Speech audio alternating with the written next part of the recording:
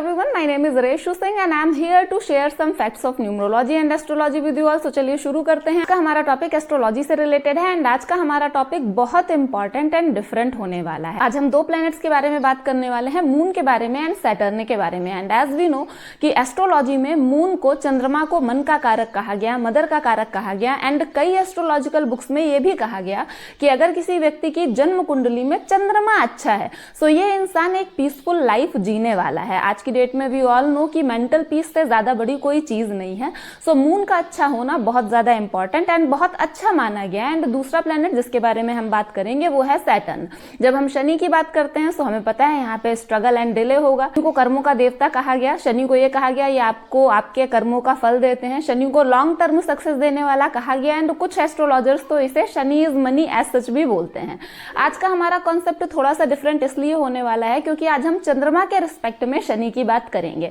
अभी देखिए, अगर आपके पास आपकी जन्म कुंडली है तो आपकी जन्म कुंडली में 12 हाउसेस होंगे, राइट। एंड इनमें से किसी भी हाउस में चंद्रमा लिखा हो सकता है। आप देखिए आपका चंद्रमा किस हाउस में लोकेटेड है। अभी हम किसी भी राशि की, लग्न की कोई बात नहीं कर रहे हैं, आप सिर्फ हाउस देखिए। अभी हाउस कौन सा होता है, first house, second house, third house, इसके लिए मैंने एक सैंपल स्क्रीन में दे दिया है। सो आप यहां से हाउस अपने लोकेट कर लीजिए, फिर ये देखिए कि आपका चंद्रमा कौन से हाउस में है, राइट। उसके बाद आप देखिए कि चंद्रमा से कितने हाउस आगे शनि है। आपको शनि की पोजीशन देखनी है चंद्रमा की रिस्पेक्ट में। एंड ये कॉन्सेप्ट जहां पे हम मून को बेस मानते हैं उसकी रिस्पेक्ट में शनि की, सैटर्न की पोजीशन देख रहे हैं, इसे हम चंद्र कुंडली का कॉन्सेप्ट कहते हैं। अगर चंद्र कुंडली है तो ठीक, अगर नहीं है तो आप अपनी लग्न कुंडली से भी ये चीज देख सकते हैं। आप सिंपली चंद्रमा देखिए किस हाउस में है, उसे बेस कंसीडर करिए एंड उसी से आगे काउंट कर लीजिए कि सैटर्न कौन सी पोजीशन पर है। जैसे एग्जाम्पल के लिए मैंने यहाँ पे एक लग्न कुंडली का एग्जाम्पल लिया है, ठीक है। आप इसमें देखिए, ये इसमें सेकंड हाउस में चंद्रमा है, ठीक है, एंड 11th हाउस में शनि है। सो आप सेकंड से आगे काउंट करिए, लाइक सेकंड को आप फर्स्ट काउंट करोगे, देन थर्ड, फर्स्ट काउंट करोगे, देन थर्ड को सेकंड एंड सो ऑन। जब आप 11th में पहुंचोगे, 11th हाउस में पहुंचोगे जहां पे शनि है, सो यहाँ पे चंद्रमा से शनि 10वें घर में होगा, 10th हाउस में माना जाएगा एंड सो ऑन। सो आप अपने चंद्रमा को बेस मानकर सबसे पहले ये देखिए कि शनि कहाँ है, ठीक है। उसके अकॉर्डिंग फिर हम देखेंगे कि शनि अगर आपके चंद्रमा से लाइक फर्स्ट हाउस में है, सेकंड हाउस में है, थर्ड हाउस में है या दोनों साथ में है, सो उसका आपको अपनी लाइफ में क्या असर देखने के लिए मिलता है। ऐसे लोगों का व्यक्तित्व कैसा होता है, पर्सनैलिटी कैसी है, ट्रेट्स कैसे हैं, किस तरह की इनको लाइफ में प्रॉब्लम्स देखने के लिए मिलती है एंड ओवरऑल लाइफ में सक्सेसफुल होते हैं या नहीं होते हैं, ये सारी चीजें हम डिस्कशन करेंगे। सो चलिए शुरू करते हैं। हम इसमें सबसे पहली कंडीशन लेते हैं एंड सबसे पहली कंडीशन आपकी है जब चंद्रमा और शनि दोनों साथ में हैं। चंद्रमा और शनि जब दोनों साथ में हैं तो इसे विष योग कहा गया कि ऐसे लोग हमेशा ज्यादातर मानसिक रूप से परेशान रहते हैं एंड ऐसे लोगों में एक प्रॉब्लम होती है, ये लोग बहुत ज्यादा सेंसिटिव होते हैं। इनका दिमाग हमेशा चलता रहता है बट पार्टिकुलर कभी किसी डिसीजन में नहीं पहुंच पाते। ये लोग कई बार अपनी लाइफ में इनडिसिसिव देखे गए, ये डिसीजन नहीं ले पाते, ये अपने लाइफ के डिसीजन के लिए दूसरों पे डिपेंड करते हैं।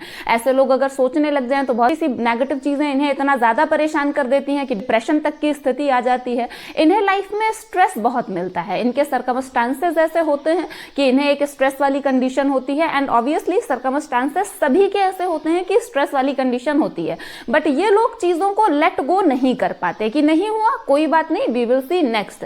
इन लोगों को चीजें बहुत देर तक याद रहती हैं, खासतौर पर वो चीजें जिन्होंने इनका दिल दुखाया है। ये जो खराब चीजें हुई इनके साथ, बुरा किसी ने व्यवहार किया, उस चीज को ये लोग कभी भूल नहीं पाते। साथ ये स्थिति देखी गई कि इनका फोकस क्लियर नहीं हो पाता, ये लोग बहुत जल्दी बोर हो जाते हैं, लग के कोई काम नहीं कर पाते।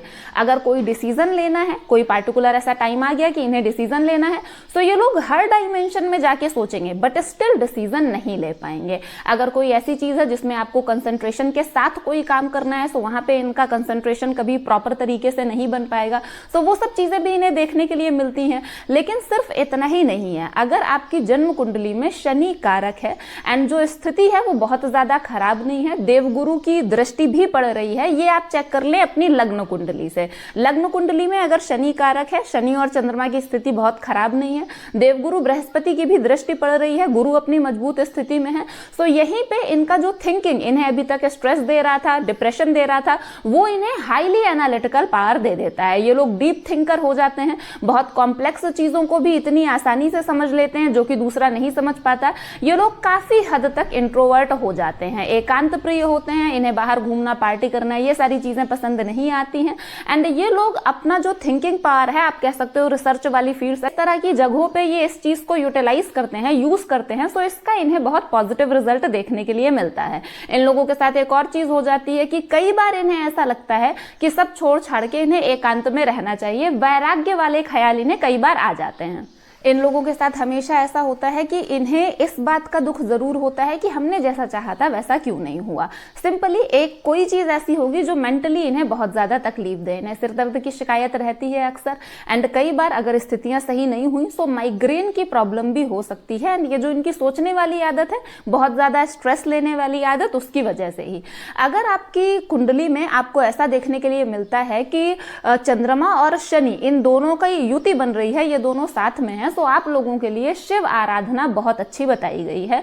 मैंने बहुत सारे एस्ट्रोलॉजर से सुना, एस्ट्रोलॉजिकल बुक्स में भी पढ़ा है कि अगर आप शिव आराधना करते हैं, स्पेशली अभिषेक करते हैं, रुद्राभिषेक उनका करते हैं, दूध से अगर आप अभिषेक कर पाए या करवा पाए, अगर अवेलेबल नहीं है तो आप शिव जी की आराधना करें, मंदिर चले जाएं, सिंपल जल से ही उनका अभिषेक करें, सो ये चीज बहुत ज्यादा फायदेमंद होती है। ये आपको मेंटल पीस देती है, एंड जब आप मेंटली शांत होते हो, काम डाउन होते हो एकदम, तब लाइफ की आधे से ज्यादा प्रॉब्लम्स तो वैसे ही सॉर्ट आउट हो जाती हैं। सो इन लोगों को ये चीज जरूर करनी चाहिए। अब हम नेक्स्ट बात करेंगे, जो आपका बेस है वो चंद्रमा है एंड उसके जस्ट नेक्स्ट हाउस में शनि है। अब अगर आपकी कुंडली में चंद्रमा से जस्ट एक घर आगे शनि है, सो आप ऐसे लोगों को देखोगे, ये लोग मतलब ऐसे होते हैं कि सीधा सीधा बोल देते हैं, सही बात ही बोलते हैं, सच बोल देते हैं हमेशा। कई बार हमें कई चीजें नहीं कहनी चाहिए एकदम ब्लंट होके, बट ये लोग बिना डरे बोल देते हैं, एंड उसकी वजह से इन्हें एरोगेंट समझा जाता है, रूड समझा जाता है, बात करने की तमीज नहीं है, कई लोग ऐसा भी कंसीडर कर लेते हैं।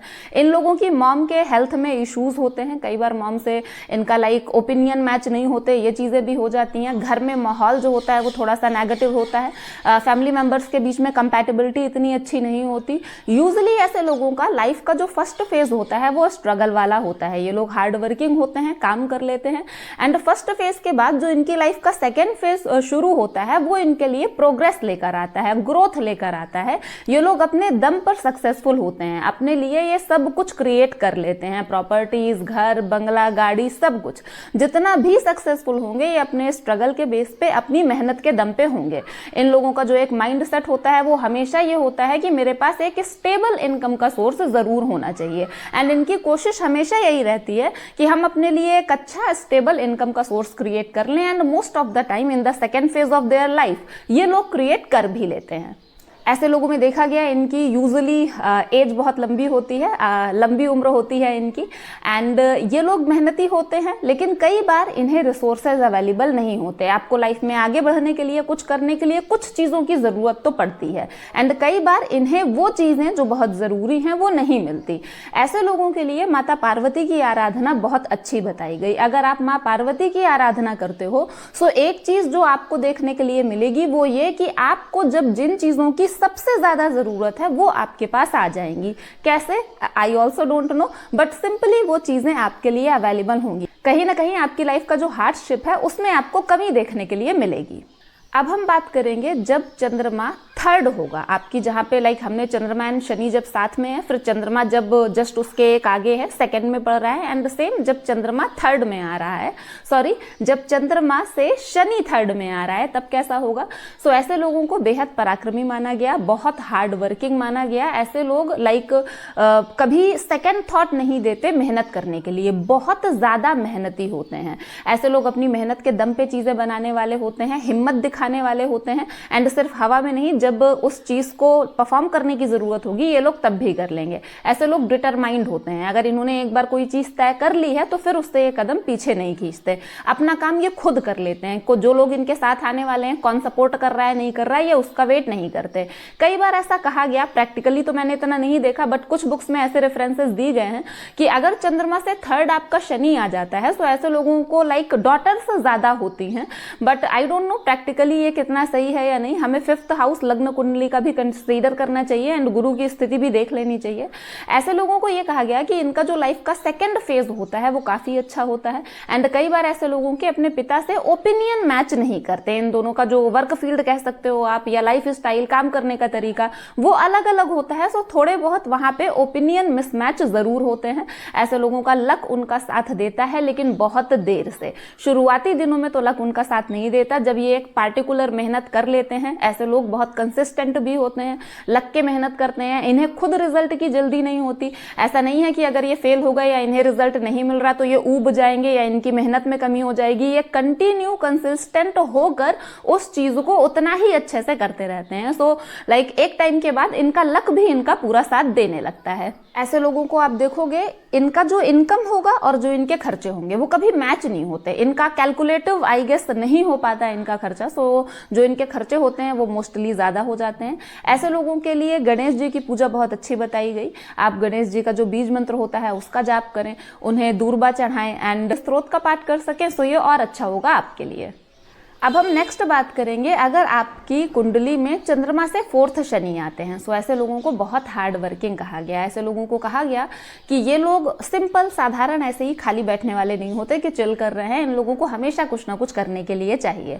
ये ऐसे लोग हैं, इनकी मॉम से इनके कभी कभी ओपिनियन मैच नहीं होते और अगर कुछ और स्थितियां भी थोड़ी सी खराब हुई तो कई बार इन्हें अपने घर से या फिर अपनी माँ से दूर रहना पड़ता है। माँ से इनके टर्म्स बहुत ज्यादा स्मूथ तो नहीं जाते, ओपिनियन मिसमैच तो जरूर होता है। ऐसे लोग स्ट्रगल करते हैं, मेहनत बहुत ज्यादा करते हैं एंड जब वो अपना मेहनत वाला फेज कंप्लीट कर लेते हैं तो हाईली सक्सेसफुल होते हैं। ऐसे लोग मल्टीपल प्रॉपर्टीज बना लेते हैं, अपने लिए कई इनकम के सोर्सेज बना लेते हैं। लेकिन ये सारी चीजें तब होती हैं जब वो अपना प्रॉपर जो एक उनका फेज है स्ट्रगल वाला, मेहनत करने वाला, उससे बिना पीछे हटे बहुत अच्छे से वो कंप्लीट कर लेते हैं।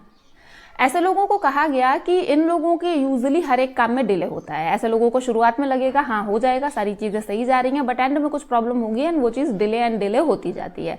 ऐसे लोगों में एक और चीज देखी गई है, ये लोग बहुत जल्दी भाप लेते हैं चीजों को। इन लोगों के साथ एक चीज होती है कि अगर कुछ गलत होने वाला है तो इन्हें पहले से ही ऐसा कुछ फील होने लगता है कि कोई चीज गलत होने वाली है एंड मोस्टली जो इनको एक ये फीलिंग होती है पहले से कि ऐसा कुछ होने वाला है वो मोस्ट ऑफ द टाइम सही होती है।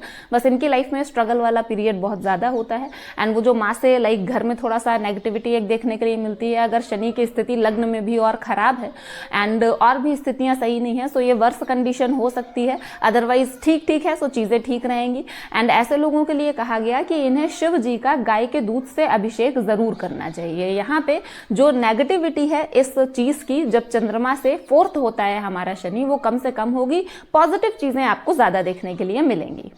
अब हम नेक्स्ट बात करेंगे जब शनि चंद्रमा से 5वें आ रहे हो। सो आप देखिए, जब भी शनि चंद्रमा से 5वें आ रहे होते हैं ऐसे लोगों के लाइफ पार्टनर बहुत अच्छे होते हैं। आपके बेस्ट फ्रेंड, आपके बेस्ट एडवाइजर आपकी लाइफ में, आपको गाइड करने वाले, आपको आगे बढ़ के रास्ता दिखाने वाले, वो आपके लाइफ पार्टनर ही होते हैं। अगर आप फीमेल हैं देन हस्बैंड, अगर आप मेल हैं देन आपकी वाइफ। एंड आपका जो लाइफ पार्टनर होगा वो बेहद सपोर्टिव होगा, बेहद केयरिंग होगा, आपको समझने वाला होगा। मे बी ऐसा भी टाइम आए जब आपके साथ कोई ना हो, सारी चीजें आपके अपोजिट हो, लेकिन फिर भी वो आपको समझेगा एंड आपका सपोर्ट करेगा। ऐसे लोग इमोशनल होते हैं एंड कई बार ये इमोशनल होके लोगों की बहुत मदद कर देते हैं, जो कि इन्हें रिटर्न में उतनी मदद नहीं मिलती जितनी मिलनी चाहिए। एंड इसका इन्हें बाद में अफसोस भी होता है कि मैंने उसके लिए इतना किया या उसका इतना साथ दिया, जब जरूरत पड़ी तो उसने मेरे लिए कुछ नहीं किया। ये ऐसे लोग हैं जो एजुकेशन में भले ही बहुत अच्छे ना हो, पढ़ के ये लोग बहुत सारी चीजें नहीं सीखते, बट प्रैक्टिकल नॉलेज इन्हें बहुत होती है। ये लोग अपने एक्सपीरियंस से, अपने काम से बहुत सारी नॉलेज गेन करते हैं एंड वो बहुत ही अच्छी नॉलेज होती है जिसका ये आगे चल के यूटिलाइज भी करते हैं।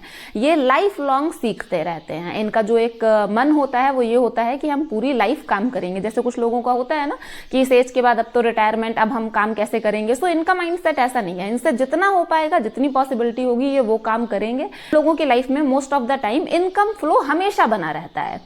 कई बार जब 5th हाउस में कई बार ऐसा होता है कि जब चंद्रमा से 5th शनि होते हैं तो कहा जाता है कि ऐसे लोग रिलेशनशिप्स में भी बहुत जल्दी सफल नहीं होते। कुछ ना कुछ इश्यूज होते हैं एंड रिलेशनशिप्स में सफल नहीं होते, बट जब इनकी शादी हो जाती है, लाइफ पार्टनर इन्हें मिल जाता है कुछ टाइम बाद या कुछ बार फेल होने के बाद, सो वो बहुत ज्यादा सपोर्टिव होता है। इस तरह की कंडीशन के लिए सूर्य नारायण की पूजा बहुत अच्छी बताई गई। अगर आप उन्हें जल दे सके, उनके मंत्र का जाप कर सके, सो ये सारी चीजें आपके लिए बहुत अच्छी होंगी। अब हम नेक्स्ट बात करेंगे। नेक्स्ट ये होगा हमारा, जब चंद्रमा से 6th हाउस में शनि होगा, सो ये कंडीशन ऐसी होती है कि ऐसे लोगों की इम्यूनिटी बहुत अच्छी होती है, बीमार नहीं होते, बट बीमारी पीछा भी नहीं छोड़ती। इन्हें एक प्रॉब्लम होगी, उससे ठीक होंगे, फिर दूसरी प्रॉब्लम होगी, सो ये चलता ही रहता है इनकी लाइफ में। एग्जैक्टली ये बीमार भी नहीं होते और एग्जैक्टली बहुत अच्छी हेल्दी लाइफ जी भी नहीं पाते। जब 6th हाउस में शनि आ रहा होता है, सो ऐसा एक प्रबल शत्रुहंता योग बनाता है।